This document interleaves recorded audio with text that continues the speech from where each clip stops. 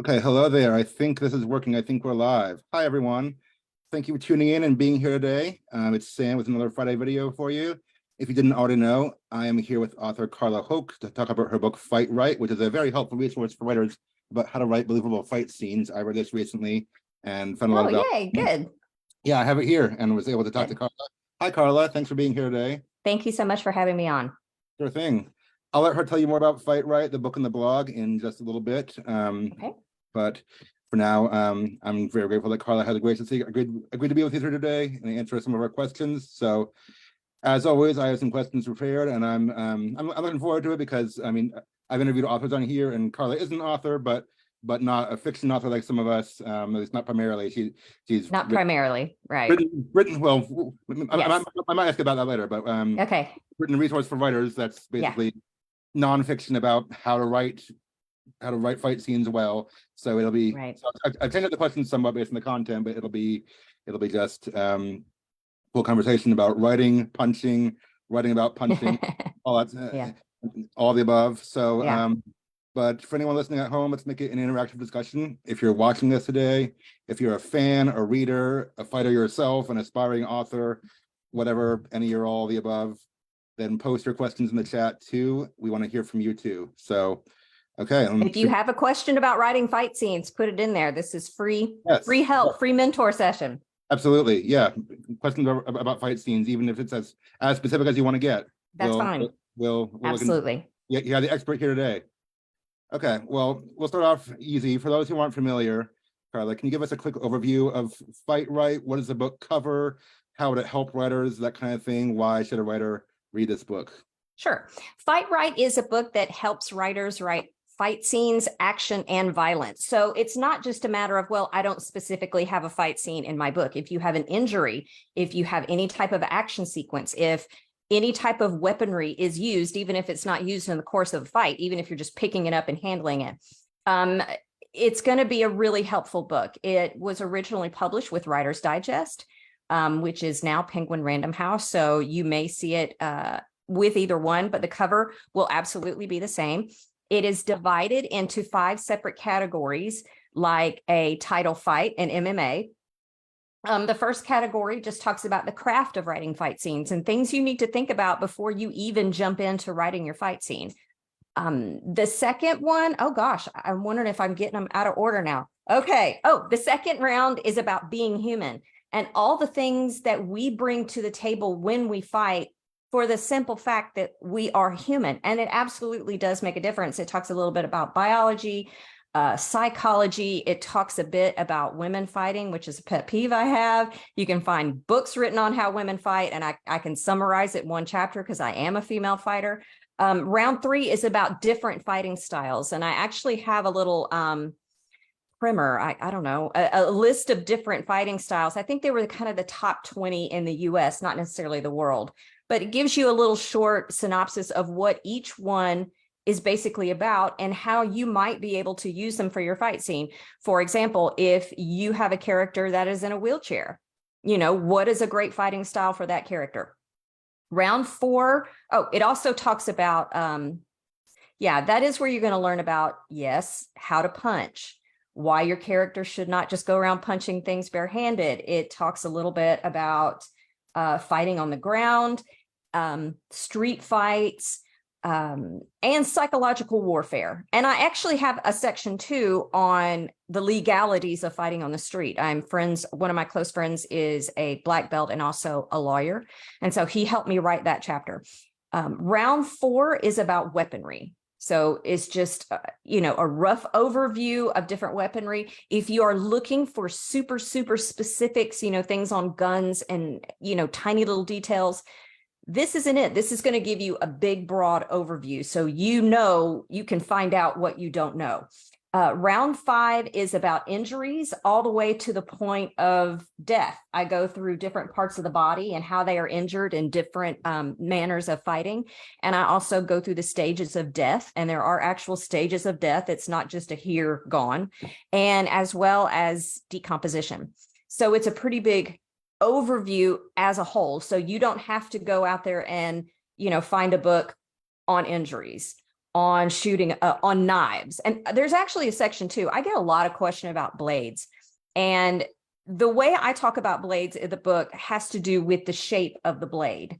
So every blade is shaped the way it is because of the purpose of that blade. And so instead of saying, okay, I want to use a katana, why would I want to use a katana? You go and you look, what do I want to accomplish? And then you choose the blade shape based on what you want to accomplish. And then you put it within a different culture. Something else about my book that I don't know if people realize, although I do point it out, I have experts in each of these categories go through and vet the material. I had one of the world's greatest jiu-jitsu fighters. He is in the Brazilian Jiu-Jitsu Hall of Fame. He went through the ground game stuff. I had a former bodyguard and MMA fighter, and he taught at the American Kickboxing Academy, go through striking. I am friends with a blade master that is over the Filipino martial arts Bahala Na segment. I had a physician's assistant go through all the injuries. So even though these are things that I do have experience with, I never just let my experience be the final word on the subject. I made sure that people who have forgotten more than I will ever learn have also gone through it to make sure that it is correct for writers. So you can be sure that when you read this isn't something I learned from a video game. Don't get me started. This isn't something I learned from YouTube. This isn't something I learned from role playing and all that kind of stuff, which those things are great. They're fun, but they're not real. And I have fight experience. I have a lot of fight training. I'm also a trained writer. So in the Venn diagram where you have writers and you have fighters, there's a little sweet spot where they kind of overlap. And I am right in that sweet spot. So you can guarantee that when you ask me a question, the answer you're getting is either from personal experience, extensive research, or I don't know it. And I'll tell you I don't know it, and I will find out the answer. Boy, that was a long answer. I just kept going. I think I've lost you. You're mute, I think. There you go. Oh, there you are. There you are. Yeah, I thought I had unmuted. Okay. That's okay. Yeah. Thank you for sharing. Yeah, great overview. Thank you. I was going to say, yeah, the amount of research that went into this book is impressive. And I mean, my gosh. Yes. I know it wasn't just you, but I mean, it's a lot of research. Well, it was born out of the blog. My blog, fightwrite.net, since 2016. I think I can't believe I can't remember. But yeah, one of my slogans is character assassination since 2016. So this has been going for about 7 years now. And it did just start as a blog that I was asked to teach a little bit about fighting at a writing conference, and the people who were putting on the writing conference had no idea how big a need there was for this information, and I certainly didn't. And so after teaching 1 year, and then I was on a panel another year, I thought, I wonder if anybody would read a blog about this. Mm-hmm. And so 2016, I started a blog, and I thought, when I got 100 views, I thought, oh my gosh, I'm going to break the internet. There's a need here. Yeah, there is. And it's just kept going up in the thousands and the thousands. And I was like, okay. And so, it is something I've been working on for a long time. And so a lot of the subjects in the book are things that I had already done a little bit of research on. I just had to go and kind of flesh them out a little bit more. And there's a section on fighting aliens. When Writer's Digest signed me for this book, they said, there were some things that they wanted. They wanted me to add, I believe, 20,000 words. They wanted me, and they said, do you think you could do a section on writing aliens? And I'm like, please, what pair of Star Trek pajamas do you want me to wear while I'm writing about fighting aliens? Absolutely. No. Oh yeah, absolutely, all the time. But no, I'm a sci-fi kind of nerd. I like speculative fiction, so that was right up my alley. And I am married to one of the biggest nerds on the planet when it comes to sci-fi. So if there was anything, I was like, well, what if the alien can do this? And it's very irritating because I can just call out, what if they can do this? And boom, he immediately knows. So yeah.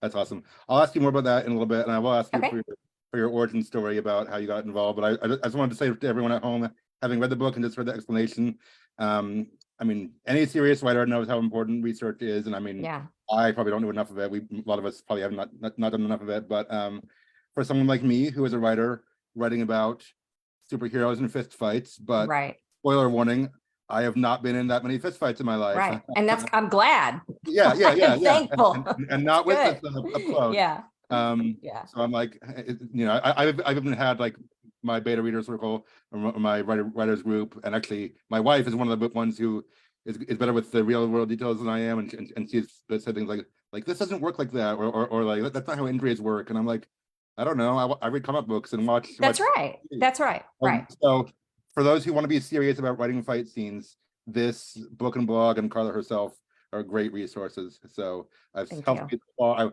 I want to do more research based on this, but it's at least it has been a great starting point for Good. someone who knows almost nothing about Good. real fighting. And I So, do talk about things like what it feels like to get punched in the face, what it feels like when you get knocked out, all those little things. You know, people think that when you're in a fight and you get punched in the face, oh, you don't feel it. Sometimes you feel it. Sometimes you do. It definitely registers. So, you know, the things that you see on TV and the things that you see in comic books, which, by the way, I think comic books are absolutely brilliant resources when it comes to writing fight scenes, because they are a prime example of what you should write and what you can just leave out. If it is something that would be drawn into a comic book panel, it's probably something you should include in your scene, because they're really good at focusing on the gross movements. And you always see, you know, the faces, and you, even though they can't give you the sound, they're going to show you what it feels like, or they're going to show you that sound. And I think that's really a brilliant resource. and they usually put in like a Pam or Bam or Pow or Exactly. But I mean, you think about why do yeah, they do that? Although Why do they do that? Batman, yeah. Right. That's pretty cool. Because Okay. the sensory experience of a fight is a huge portion of Yeah. what the reader, not everybody knows what it's like to get hit in the face, and I'm thankful they don't, Yeah. but they understand pain. I think And- pain is a real good connector for between us and our readers. And watching TV, especially with superheroes who are used to it, they kind of shrug it off, but it's Yeah. like not everyone can do that. Yeah. No. Well, Carla, I wanted to ask you about your origin story or your background / experience in fighting. So what kind of fighting do you do? How did you first get involved? I know, I'm sure it's a long story. You can give us Yeah. maybe a couple minutes. I'll give you a real quick synopsis. So about 11 years ago, I took a self-defense class at the school where my kids were doing some martial arts, because I needed to write a fight scene and I didn't know the first thing about fighting. And so I went, and I thought it would just be like King of the Hill, stop, that's my purse. But it wasn't. It was pretty physically charged, and it scared me to death. And I thought, yeah, I didn't even get into the class, but I kept going back because I needed the research, and I only need, I figured I'd need to watch 2 or 3 classes. How hard can it be? Then I would have all the research I needed. And the next thing I knew, I was participating in the class, and I did okay in the class. And I was 38. I wasn't a spring 38. Yeah. 38, 39. I wasn't a spring chicken. And I started getting the hang of things. And that instructor for that class was also the instructor for the MMA class. And he said, why don't you do the MMA class? And I I can't do that. And so I did it. And then from MMA, which is a mixture of everything. That's not to say I got in a cage. I never did that. I just did the training style. From there, I went to Taekwondo. I did some Muay Thai. And when I say Muay Thai, I don't mean, for those of you who do Muay Thai, I didn't have the bands. I wasn't in an official band program. Okay. Taekwondo, Muay Thai, Brazilian Jiu-Jitsu, Judo, Aikido.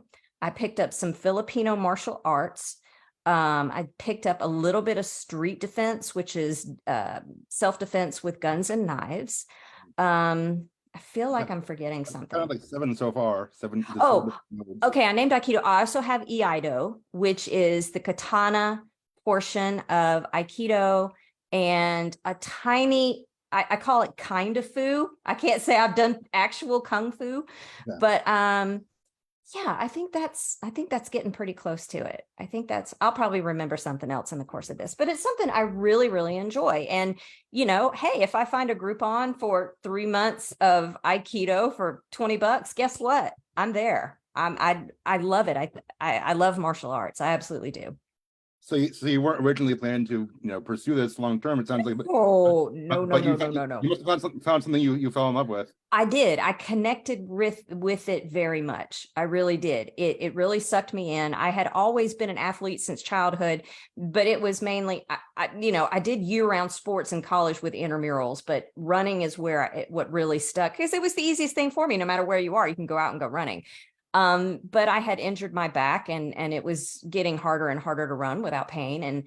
And martial arts, it just, again, I mean, I'm still in it. I'm 50 years old. I'm still in it. I normally compete. I've taken some time off from competition, but I absolutely love it. And I train with one of my closest friends her and her husband own the gym. She is an MMA fighter, and she is hummingbird weight. So she's smaller than me, and I'm a fairly small person. It's good that I can be there for her, because if she needs somebody her size to do different sparring with, I'm there. And so, I completely, when I started doing Fight Right, somebody said, "Oh, now it makes all that fight training worth it." And I'm like, no, the fight training was always worth it. Was it already? Yeah. Always worth it. Yeah. Very cool. Well, that's awesome. So what you're saying is, I don't want to run into you in a dark alley at night. I also taught self-defense. And here's the thing. I can't tell you how many people say, "Well, I don't want to run into you on a dark alley." If we run into each other in a dark alley, I'm going to run. I mean, people think if you're a trained fighter that you're just there to fight. People who are trained fighters and have fought, they don't want to get a fight. They understand the ramifications of it. So if we meet in a dark alley, I'm running. That's all there is to it. Yeah. Well, okay. Well, now I can see you've heard that one before. So Yeah. I don't have any material. So I'll move off of that. Thanks for telling us. I was also going to ask you about your background and experience in writing, but I didn't. It sounds like you were a writer first, then a fighter. I was a writer first. I'm from a family of writers. Yeah, okay. I'm from a family of writers, actually. My great aunt, my late aunt was not great aunt. My late aunt was a poet. My father was also a writer. I'm actually related to Shakespeare. I can't say that I've taken any of his talent, but I am from his lineage. I've been a writer since childhood. I studied English in college. I was going to be an English teacher, and I realized I taught ninth grade English, and the grading was so overwhelming that I thought, I got to get out of here. I can't do this. And so I had also, yeah. It's a lot. Years and then middle school for like a little while, and I was burned out, but I mean, it's quick burnout. In some environments, knowing how to fight can be a good skill for that. No. Yeah. But I've always been a writer, and I have written. I self-published a book many years ago. I think it's been about 15 years ago now. My writing has vastly improved since then. So if you've read that book, please don't judge me completely by that book. But I write a lot of short stories for the simple fact that I struggle with attention. I was prescribed Ritalin before Ritalin was cool, sort of thing. And so I've never personally taken it. There's nothing wrong with it. But short stories really work for me. And so I've written a ton of short stories, and I've had them published, and they tend to be, somebody's going to die. If I'm writing a short story, somebody's going to die. But I've written extensively, for my blog, and I'm also a regular writer for Writer's Digest. So I do a lot of nonfiction writing. I hate that I've become a nonfiction writer, because I've always wanted to be a cool fiction writer. But yeah, the majority of my work is nonfiction. Okay, good to know. No, I was in the tension for a while. I when I was busy with life, I got to my fiction work and did some blogs and articles and stuff. And I was like, I like this, but I really want to do fiction. Do you think you'll ever get back to the fiction world? Yeah, absolutely. And when I have I'm starting to get back into it. Last year was a tough year. I had several family members die. I lost some friends, and so I kind of just had a reset time. And when I am extremely stressed, I'm not creative. I think stress is very corrosive to creativity. I know for some people it's a great outlet for that, and for me, it's just not that. I'm not at my best. So Yeah. I have finally gotten to where I have started pecking around a little bit more. I have, different short stories going here and there. And, but it's not something, I'm going to stress out over when I'm in the mood and I want to enjoy it. I'm going to work on that. I have a contract with Writer's Digest. There's some contracts I have to meet with them. But for right now, short stories are just, something that I do Yeah. just because it hits me and it's fun. Yeah, And I need to get back to that place where it's fun. Yeah. yeah, it's personal enrichment. I mean that's Yes. why we It should really do is. I mean, For me, if definitely. if Yeah. anything else comes of it, great, but it's Right. for you. Right. You said most of your stories, someone's gonna die. Is it Somebody's like gonna die. action, sci-fi, anything like that? Just scary? It's been across the board. Sometimes when people are starting small presses, they will reach out to different authors to kind of contribute to an anthology to kind of hype up the small press and get it going. And sometimes they'll give me a genre. It may be, I've written hard sci-fi. Hard sci-fi is full aliens, spaceship, that sort of thing. Yeah. I have done some soft sci-fi, which is more like robots on Earth sort of thing. Yeah. I have done a little bit of gangster stuff. I've done some things where you kind of had supernatural elements to it. And so I have not written steampunk. That I haven't written. I kind of want to dabble in that, but Not too late. yeah. Oh yeah, it's never too late. Yeah, if you don't remember anything else from this, I did not start martial arts till I was 38, 39 years old. I am 50 years old. I am still doing jujitsu. I did not start writing professionally, I'll say, until I was like 36. I got a job with a local magazine and I'd forgotten about that. I wrote for a local magazine and it's just not too late. It's not. No, that's something that's come up in some of my other talks and videos, and it's something I'm learning too. I'm 30, almost 33, and my wife is 38, and I'm like, I mean, so some of us are like, oh, people say I should have done this by now, or yeah, and I'm like, I'm still no, young. you're where you need to be. Yeah. You're where you need to be, and when I am training, I do train, sometimes with people who could be my grandkids. Wow. And I do, like, I was training with a girl yesterday who's fantastic. She's 16 years old. And I was like, man, I wish I had this when I was 16 years old. And then I thought, I don't know that I would have appreciated it as much as I'm appreciating it now. And I also look at it, is that 16-year-old still going to be on the mat and training when she's my age? Right. So, there's give and take, and there's something to be said for being the older fighter on the mat. The older fighters are deadly for different reasons than younger fighters. So don't count them out. I bet some people underestimate you, and that can be an advantage. Oh my gosh. Yes. yes. And I'm not here to say I'm some phenom or anything like that, but older fighters are patient. We are. When I am with younger people, they want to go fast, they want to move, and that's fine. They can go fast and they can wear themselves out all they want to. I will just be patient and I will wait for the moment, and then I'll take it. I'm not going to force it. And I think we know older fighters know how to spare our bodies, and that's why we're still in it. That's awesome. No.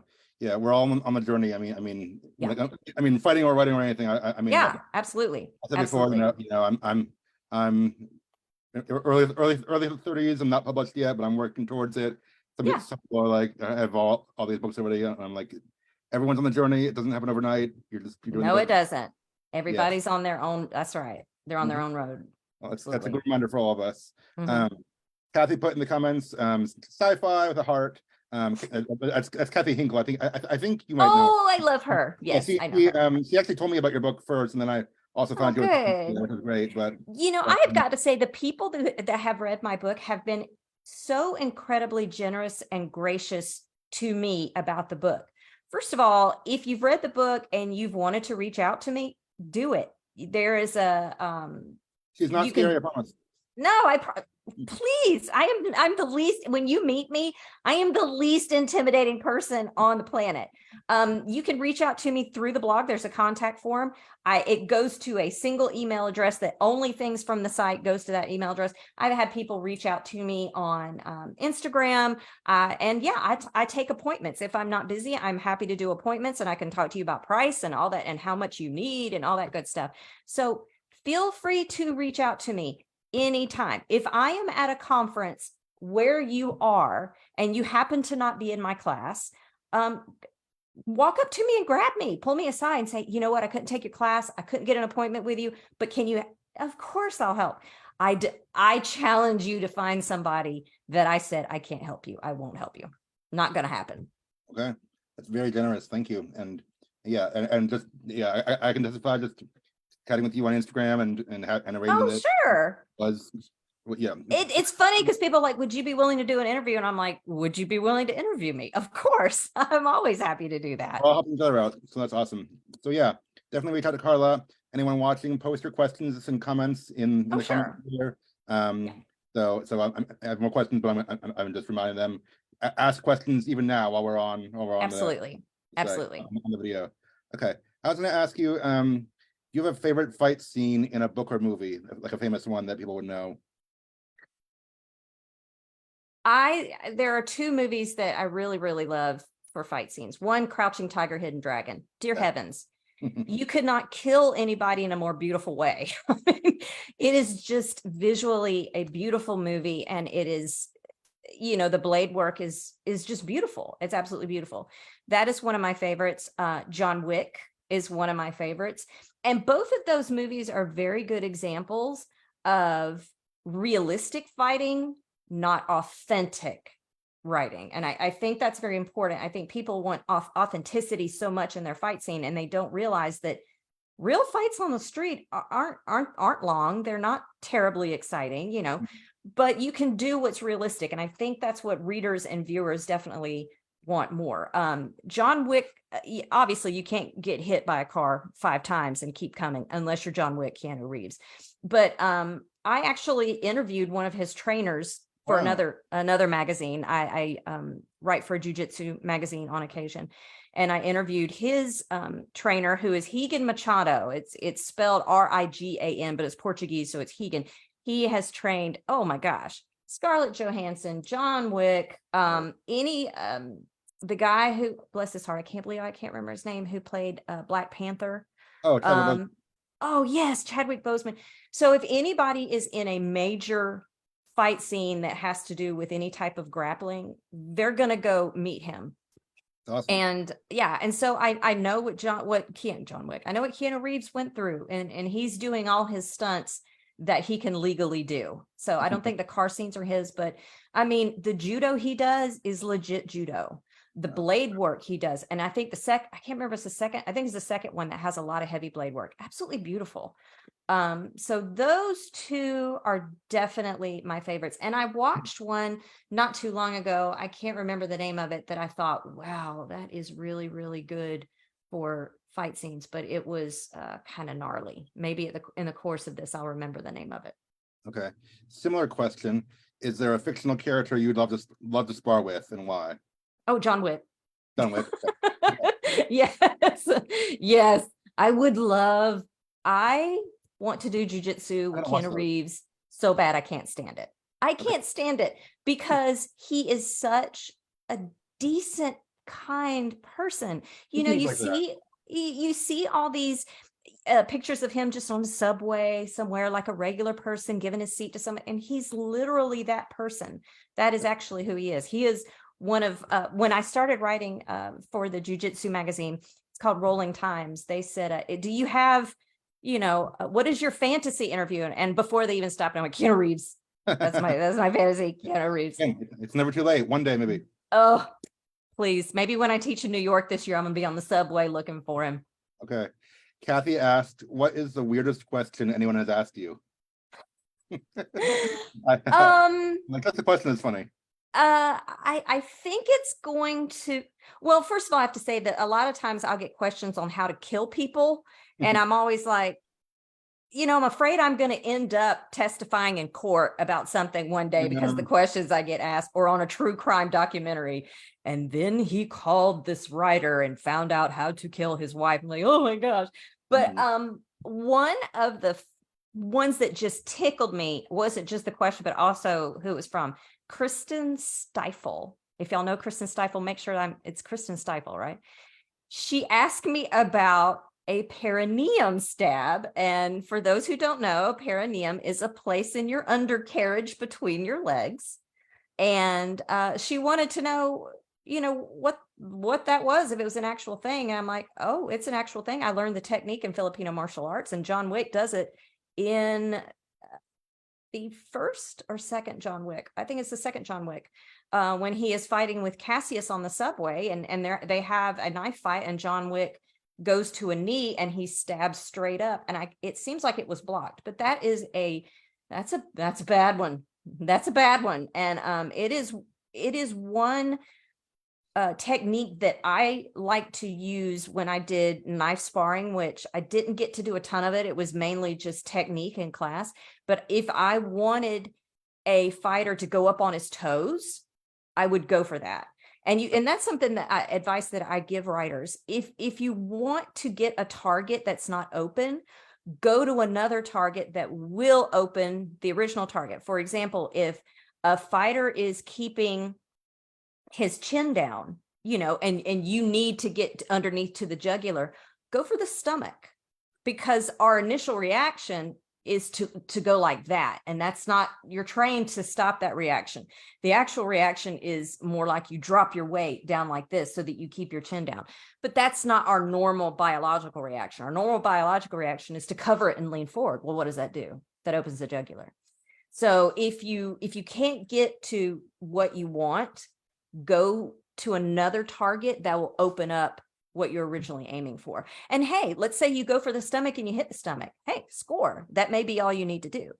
Mm-hmm. So, but yeah, that was one of the funniest ones. That one always cracks me up, especially if you know her, because Kristen is just a very mild mannered, soft spoken. Like, you see her and you think, oh, I bet she makes great cookies and cakes, and she will write you. She'll write you dead. She will. It's funny, the people who do write violence. Tosca Lee is another one. Tosca Lee. Oh yeah, I know the name. Yeah. Oh, she and Ted Decker actually collaborated on some books. That's why I know her, because of Ted Decker. Yeah. Yes, and in the first book there is a beheading scene. Wow. And I know Tosca, and I said something to her about it. She goes, "Oh yeah, I wrote that scene." She's good. And if you've never met Tosca, she looks like a model. And you look at her and you have no idea that she was a huge nerd when it comes to role-playing games and all that kind of stuff. So people will surprise you. Yeah, you never know. Mm-hmm. Well, thanks for sharing. You mentioned, you gave us a good overview of the Fight Right book. Tell us about the blog and what's on there. Like what's on the blog that maybe the book doesn't offer? Okay. Yeah, there's more subjects on the blog. If you will go to the landing page, fightright.net, you'll see 3 call out buttons at the bottom. And one of them is the blog, and it'll take you to the blog landing page, and then you hit index, and it will just run through all the different subjects. And if there is a subject that isn't there that you want to see there, please reach out and tell me. I was thinking the other day, somebody asked me about a Garrett one time, and I was like, you know what? I know how they work, but I've never written about a Garrett, which is not a weapon that I suggest, because it's very one-dimensional unless you're going to cut cheese or cheesecake. So that's something I do need to write on. But if there's anything that you need me to write on, I don't care how obscure or weird or whatever. Look, you're probably not the only one with a question. I've been asked some goofy ones. So do not worry, always ask. Somebody else wants to know, Shirley. When I was a teacher, I always said, hey, stupid questions is the one you don't ask, which I can attest is not always the case. There are literally, as a Spanish teacher, I also taught Spanish. I was asked some pretty goofy, God bless him, I got to say it. Sherwin, if you're out there, I love you with all my heart. He asked me how to say taco in Spanish. And the class just cracked up, and he was like, what? And a girl across the room raised her hand. She goes, I don't know why y'all are laughing. She has not taught us that word. I hugged them both, and I said, just taco. High school kids. Yeah. I loved teaching high school. I love that age. It's good. I know I know we talked about burnout and all that stuff, but I miss it sometimes. I do too. I think there'll always be a little bit of teacher in me. So I don't know. Oh yeah. Being a teacher is like being Jewish or Catholic. Once you are, you always are. Even if you never go to temple, even if you never go to mass, you're still Jewish or you're still Catholic through and through. And it's the same thing with teachers. Once a teacher, always a teacher. I don't know if I could go back and teach in today's classroom, but I do miss it. It's a whole other conversation. Yeah. It is. Yeah. But Kathy says her daughter is a writer and she loves your blog. So there you go. Yay, good. Tell your daughter to reach out to me and ask me questions so I can answer it on the blog. And sometimes I'll answer them through Writer's Digest, and I'll definitely mention her name. Okay, great. So we talked about sci-fi earlier, and I wanted to ask about that too. So I know your book gives an overview of a lot of the realistic details like weapons, injuries, fighting styles, which is all important. And there's one chapter at least on fighting aliens and whatever. So I'm going to ask, does it apply to speculative writers who might work with magic or with like absolutely sci-fi powers? I know actually I asked you some about this privately, but if you can elaborate now for the, because I think a lot of the audience writes sci-fi, speculative, fantasy, things like that, and it's like it may not be punching it might be magic. No, it could actually, that's probably the greatest portion of my mentoring does have to do with supernatural qualities. A very small portion has actually been fistfights. Okay. It's generally blades are a big one, and then it goes to, you know, sci-fi, fantasy, that sort of thing. Actually, fantasy is a lot of blade work. But one of the major things that I think you absolutely need to do is you need to establish your world. Make sure that your reader 100% understands what normalcy is. From the first line of The Hobbit, it says, in the hole in the ground there lived a hobbit. So you know from the very first line, this isn't Texas. This isn't how, there's something different. And the reason that normalcy isn't just important for your writer, it's important for you. You need to know the rules of your magic, and that counts for superpowers. So you need to be, and I'm old school, I'm Gen X, I write things down. If you're new school and you want to type it out, whatever, type it. Again, I'm dating myself. You print it, put it on a poster on the wall behind your computer screen so that you can always look up and say, oh, wait, they can't do that. Know what their abilities are, know the limits of their abilities, and know what the source of their abilities are. You need to know all of those things in order to be able to beat it. I had a jujitsu coach give me absolutely fantastic advice once, and he said, if you know how something works, you'll know how to beat it. And that's true. If I understand what has to happen for an arm bar to take place and someone does an arm bar for me, I know that if I can negate one of the things that makes the arm bar possible, then I'll be able to defend it. And so when it comes to, any type of special ability, again, know its rules, know its limits, know where the source comes from. And in that, you're going to find how to beat it. I mean, if you look, okay, what brings Superman down? Kryptonite. What's so special about kryptonite? Nothing. It's from his home planet. Why is he so strong? Because the gravitational pull of his home planet was so much different than ours. And so ironically, the very source of what gave him his strength is what can also make him quote unquote weak or like a regular human. It's true. You just passed the nerd test in my book, but yay! By the way, the present day Superman, I'm very happy with. I think he does a fantastic. And I'm not a Superman girl; I'm a Batman girl. But I think that this exactly, and I have a whole. I could go off on Batman.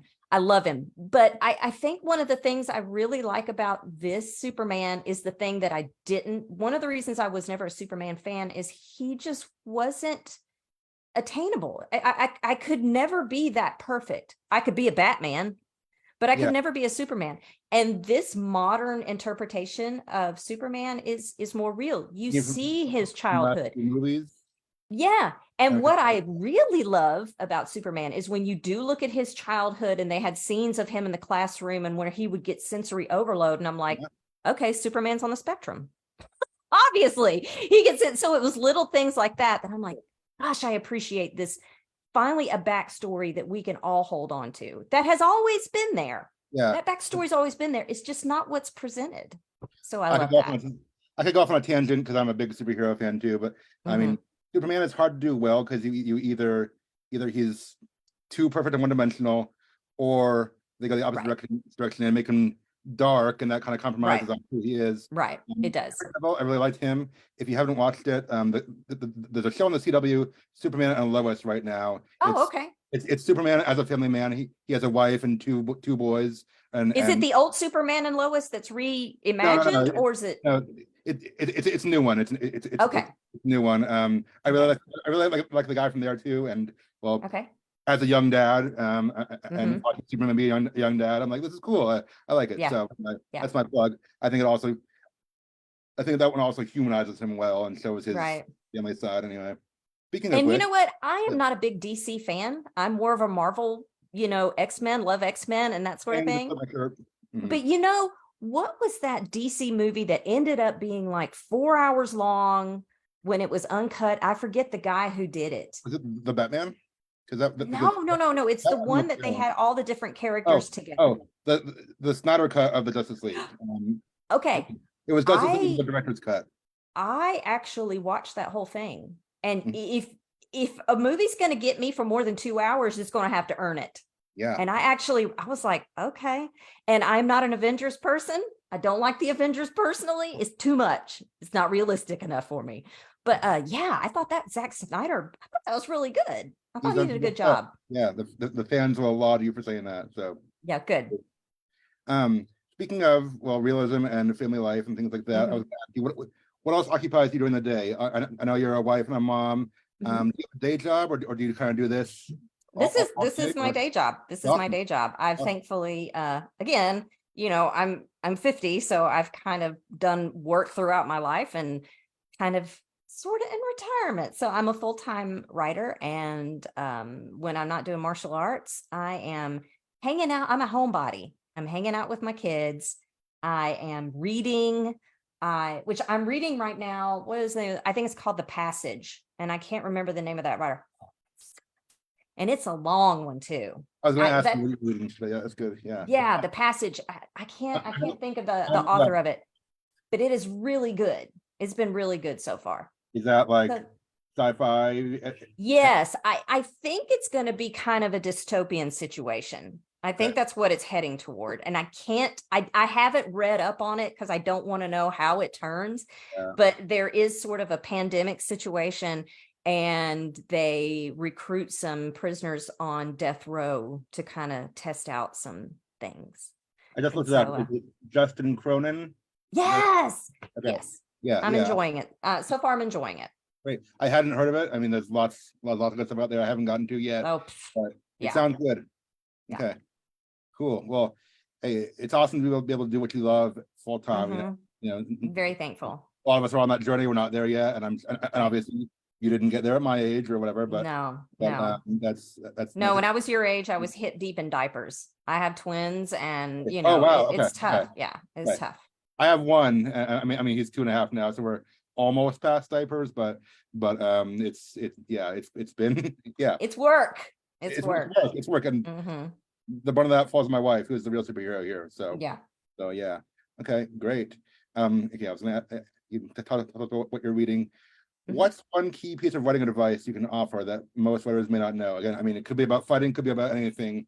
One key piece of advice that people maybe often overlook or don't know. I think sometimes writers write too much, and I find that the less familiar we are with a subject, sometimes the more we write, because we're trying to convince our readers we actually know about it, and maybe trying to convince ourselves at the same time. So you don't have to write as far as technique, as far as the actual technique of what happened. What writers care about the most, whether they realize it or not, are the sensory details, because the sensory details are what connect you to the scene. Again, I don't know what it's like to be shot. Thank you, Lord, that I don't know that. But I know what hot pain is. I know what, fear and seeing the fear of seeing your blood. Even if you've never seen yourself bleed out, obviously, how many people have, that's a deep intrinsic human fear that we will bleed to death.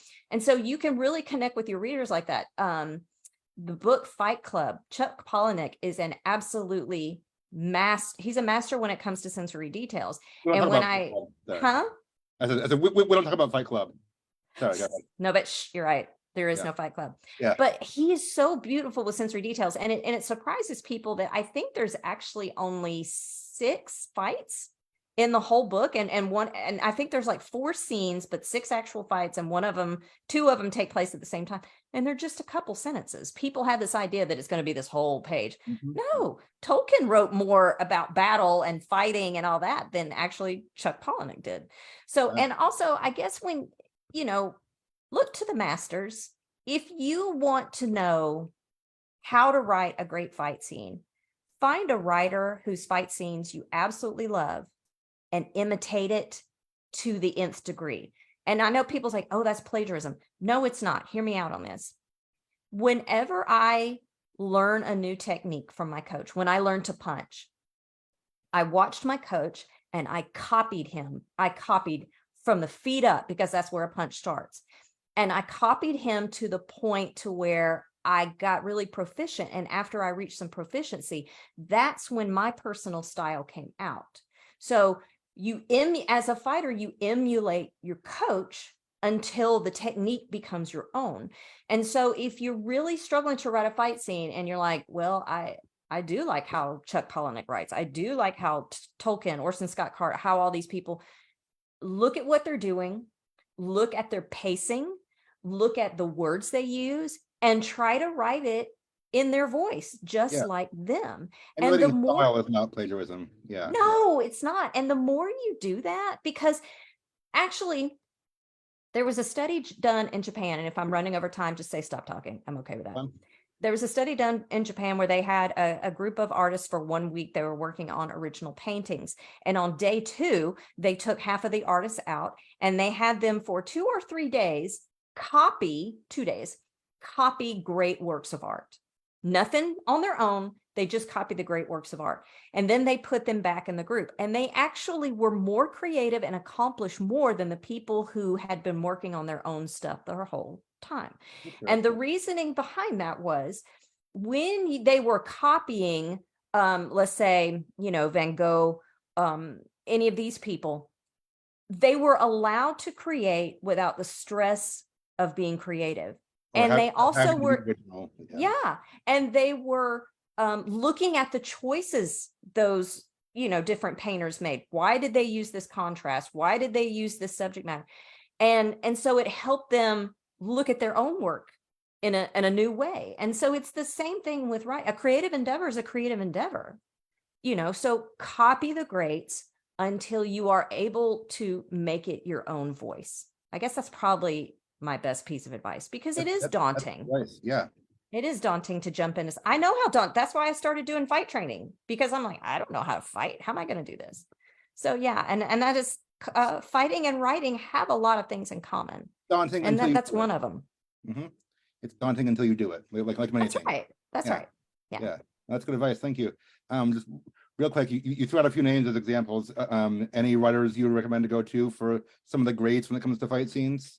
Yeah, I think if you're going to write a mass scene, especially if it's fantasy, Tolkien. Obviously, you can't go wrong. And look at why. Actually, one of my classes, I used the Siege at Helm's Deep as here is why he did all these things, and here is why. Book, I remember. And here's why you need to do those things. So it's hard to go through each genre, but find a genre that you really like. If you are super into zombies and you want to do zombie fight scenes, read World War Z, or watch The Walking Dead. There's nothing wrong with that. There's nothing wrong with that. So watch that and let that be a source of inspiration for you. Mm-hmm. Good advice. Thank you. Is there a big, well, I'm sure there's a few, but what's the biggest pitfall or mistake that you most often see in fictional fight scenes? And how do you think writers can avoid that? Oh, acting like you know stuff you don't. Mm-hmm. I mean, just don't do it. It's okay. How we got into our minds that it's not okay to know something, I don't understand. And this is especially true of men. And I understand why. For some reason, from the time a man pops out of the womb, everybody expects him to know how to punch and know how to protect and know how. those are things you have to learn. And so I think some of the biggest issues I have seen with men is because they don't know how to throw a punch, and it Guilty as embarrasses. charged. Yeah, why would you? It's sometimes when I start class, I'll start out speaking in a foreign language, and I'll say, okay, how many of you understood me? And you may have one or two people like, well, why did you understand? Well, I grew up speaking that, or I studied it in college. And I'm like, why did you not understand? They're like, because I've never been exposed to that. I said, exactly. Fighting is the same thing. Fighting is an art form. And the techniques are what they are for a reason. You are not expected to know what you have not been taught. So if you don't know something, don't pretend. Your reader is, and I know that's crazy because here we are writing about aliens when we've never been an alien, but truly we're writing from the human experience. It's true. So no matter what creature that is, they have to be human enough that we humans can step into their shoes or their hooves or their scales or whatever. Exactly So right. don't worry about pretending to know what you don't know. It's okay. And if you don't know, and one of the things I talk about at the beginning of the book is know where your abilities begin and end as a writer. Don't feel like you have to write this complicated scene if it's outside of your depth. There are certain techniques in jujitsu. I'm not going to do a flying armbar. I'm 50 years old. Not going to do that. That is a technique that's just not in my wheelhouse right now. I don't have any shame in that. I don't feel bad if I'm in a competition and I don't do a flying armbar. I don't know how to do one very well. So stick to what you know. Don't feel like you're expected to know what you don't, and stay within your depth. When you concentrate And on your the sense, and the sensory experience, pain, again, that's why I think injuries are so important. Pain is the great uniter of people. Everybody knows pain. Everybody knows loss. So if you'll stick with the things that everybody can relate to, then, I say, if you make your reader wince, go like that, you win. Yeah. You win. So. No, that's good. That's good advice. Yeah. Stick to what you know, but also do research and broaden your horizon. Do some research. But again, don't feel like you have to describe every tiny step. Okay, the book, The Princess Bride, is a really good example of this. If it is complicated, there needs to be a reason. So in the book, it talks about Wesley and Inigo. Well, Wesley's Dread Pirate Roberts, and they're doing that duel. The original writer just wrote the footwork, and he talked about the dust rising up off the ground, and they're spitting these terms back and forth. And the reason they're spitting those complicated terms back and forth, they're trying to impress each other. I can't. Morgan Stern. Yeah, Morgan Stern, when he wrote, he did not, write every turn, every twist, he talked about the dust coming off the ground because we understand that means movement.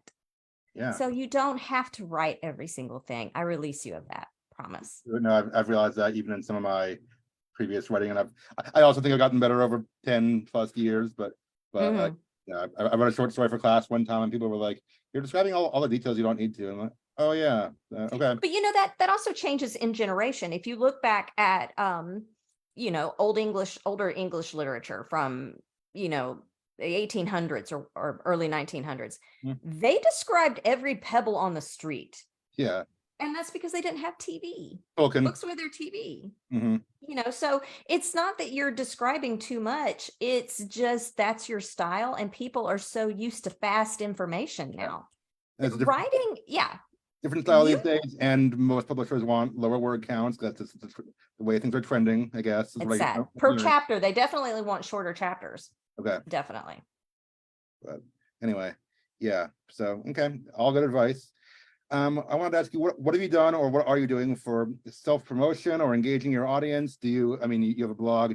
I'm so bad at that. I'm so bad at that. You're making connections here, so I mean that's well, again, my blog, and when I teach, I am a part of a writing community, again, that has been very generous and very kind to me. So again, self-promotion isn't my strength. I'm on Instagram. One thing, you also like fighting or anything, you have to learn it in order to do it well. Oh my gosh, yes. I'm still learning. I've been doing, I guess, amateur videos and such for 2 years now. I'm still learning. Right. It's not, self-promotion isn't necessarily where my heart is. I do teaching videos for Writer's Digest and that sort of thing. And when I have my post with Writer's Digest, it does, get out to people that way. But I think probably my biggest self-promotion is just word of mouth and meeting people. So whenever I have the opportunity to meet people or speak to them like this or have a conversation, even if it's on Instagram or whatever, that tends to be where I do That's a best. good avenue. That don't discount that. I mean, Yeah. me or anyone or writers out there or anyone else, don't discount that. Yeah, relationships is the way to go. Yeah.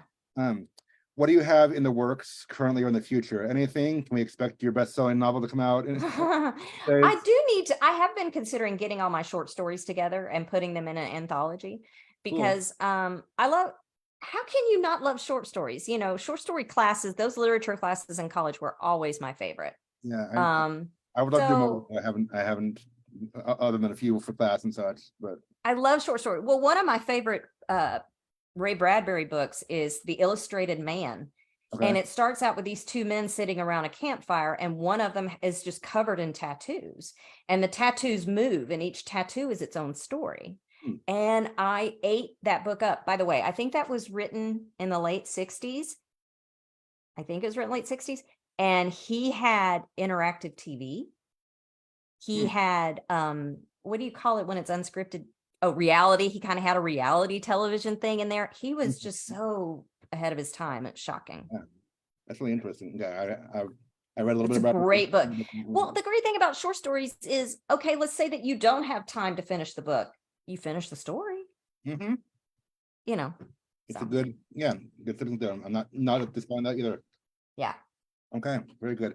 Last question I have for now is where can people follow you and your work online? I know you gave us the blog, fightwrite.net. You're on Instagram. Tell us how to find you on social media or whatever. Instagram, I am Fight Right Carla, FIGHTWRITE. Carla, CARLA. I don't do much on Facebook because I'm finding Facebook is less and less kind to writers and small business owners. But I still use Facebook Messenger, or if you are in a writing group and you have a question, tag me in the question and I will see it within a day or two. Okay. Is it a personal account or you have like a page for you? It's just a personal account. I've never done anything, again, not really my strength. My main source has been my blog. Okay. Yeah. Great. And of course, you can buy the book on fightwrite.net or on Amazon or wherever you buy books. And wherever you buy books, it's everywhere. Yeah, great. And it could be in the library. Check your library. I've noticed that it's not on the Libby app yet, but Libby app is like a public library. I know of it. App. Yeah, you check out ebooks and you get them for 2 weeks. It's not on my Libby with my library, but check and see if it's with yours. And if it's not with your library, request it. That's all you have to do. Libraries are great resources for everyone. Yeah. Yes, I love libraries still. Yeah. Okay. Well, I think it's about the hour. I want to respect your time and everything, but thank you so much, Carla, for being here today and for thank you for having me on. This was very gracious. Yeah, awesome. Thank you for sharing with us some of your wisdom and insight and just experience or whatever you want to call it. Thank you, Kathy, for comments and questions in from the chat. Everyone watching at home or catching the replay later, go check out Carla's stuff at fightwrite.net. Of course, you can always like my page, Samuel N. Harris, for future discussions and content for writers just like this, or sign up for my mailing list at the link in the comments. When you sign up, you'll get a free sample of Fractured Heroes, a few of my favorite scenes that I think you'll enjoy. Of course, check out Carla's stuff at fightwrite.net. Any last thing you want to say to the people watching at home? Thank you. Reach out. Never hesitate. Yeah, never and not just me. If there is anybody in this world you want to talk to, reach out to them. The worst thing they could do is not reply, which is where you started. So nothing lost. So, but definitely reach out to me anytime. Not a problem. Thanks for being so open. Kathy says huge fan. I love Kathy. Thank you. Okay.